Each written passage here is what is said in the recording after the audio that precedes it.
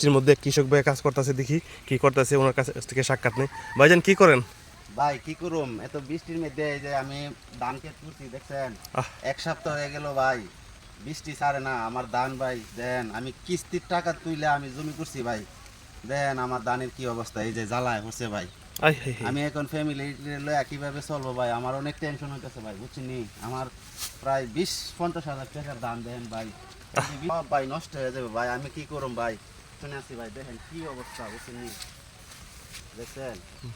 বৌদি ফুড সংসার সবাই নিয়ে আমি এই খাবার খাই, এখন যদি ভাই নষ্ট হয়ে যায় কি ভাই, আমি শেষ ভাই, এবার আমি শেষ, বুঝছেন।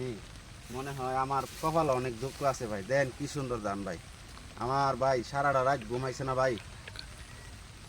ভাই এখন আমি কি করবো ভাই, আমি ভাই বলতে পারি না ভাই। দেন কি সুন্দর ধান ভাই, এ ধান কি আমি গড়ে নিতে পারবো, জি হুতলে ভাই খাইতে পারবো ভাই, আমার কপালে কি এ ধান আছে ভাই, আমি কইতে পারতেছি না ভাই।